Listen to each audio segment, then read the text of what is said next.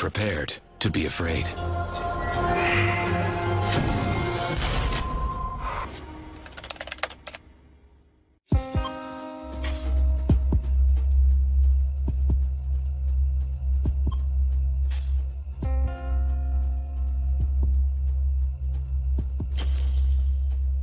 So we lived in Toronto for about 4 years. We had it was a beautiful luxury condo on the lake, and everyone thought we had the best life going. But we were really unhappy, and looking back, we were unfulfilled. Well, condo life for me was a little bit difficult because we wanted to be closer to nature. We wanted to have more of just a real connection with, the earth around us. And we weren't really feeling that where we were living.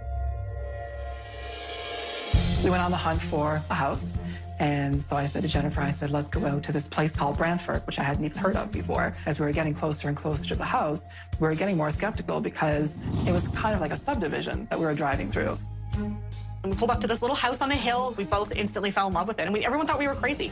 It was a very stark contrast to what we were living in Toronto. And when we got here, we knocked on the door.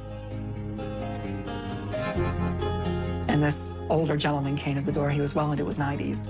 And actually, it was the owner. The agent hadn't arrived yet. He said, "Oh, come on in, come on in." He was 94, and he wanted to interview everybody who was interested in purchasing the property. He really wanted the property to stay intact. And he said, "What are your plans with the house?"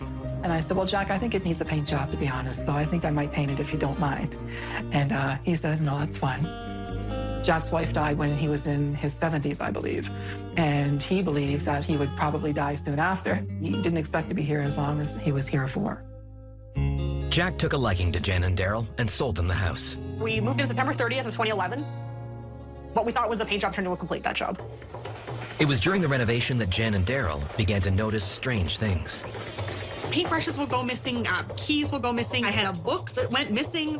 If we lived in a really big house, I think it'd be easier to kind of, but our house is very small, so how far can something travel? When their complicated renovation was in full swing, what was supposed to be the easy job became the most baffling. And there was one particular paint color that Daryl would put on, and the paint would not stick. It just wouldn't stick. And it would fall off, and it would clump off, and it would drip off. And I thought, what the heck? So we took it back to the paint company. The paint company said, "Paint's fine. I don't know what your problem is." So Daryl thought, well, maybe he just thought, something came in his head, let's try a different color. Got the same paint in a different color, put it on, and went on perfectly. So we joke about the fact that Jack's wife was like, "I'm not having that color paint in my house." Although happy to joke about it, the couple were skeptical that anything otherworldly was actually happening in their home. A lot of times when a family moves into a house, they'll do renovations, they'll fix things, they'll change things. A spirit that has been there for many years, they're used to a certain thing, and they're used to a certain way that their house was. If you go there and try to create things and do things, they take offense to that. Like, hey, you know what? I was here many years before you, and you're not going to change this. And if you are, I'm going to make it difficult for you to do so. Daryl had never believed in anything paranormal. I've always been a skeptic. I guess I would need to see evidence of that to believe that. During all the construction and all the chaos, Charlie, my little dog, for example, he'll be in the living room and he'll look out into the kitchen and he'll just stare and stare and stare and stare, and you're thinking... The cupboard doors would slam, and I would be in bed, and I'd be like, "Daryl, knock it off." And he'd be like, "I'm not anywhere near them."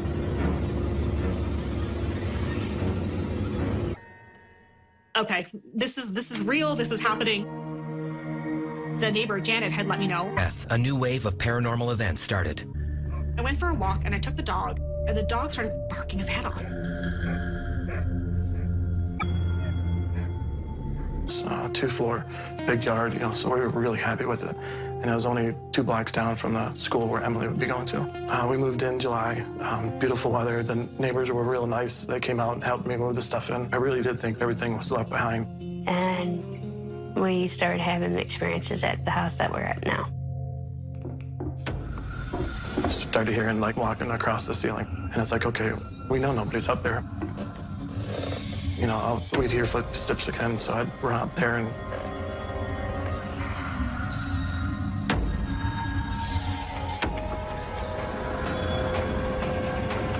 Danielle seemed like she needed more of the protection. It seems like they're more, gravitating towards her and not me. And that's been protecting me. So that's how I survive. A lot of these things that we use as symbols. An artifact is not going to drive a spirit away as much as what's behind that artifact, what faith is being put into that artifact. Essentially, you yourself is the one that's exorcising the spirit out of a home. And to be honest, it seems like it's working. There's a lot less negativity in the house. We're kind of, happy with living there as long as, we feel we're kind of safe. We're definitely felt like, we're surviving there. Greg is a skeptic turned believer. Before Danielle moved in, there's no such thing as ghosts. But, 5, 6 years later, and, I believe 100%, there is no doubt the spirit's out there.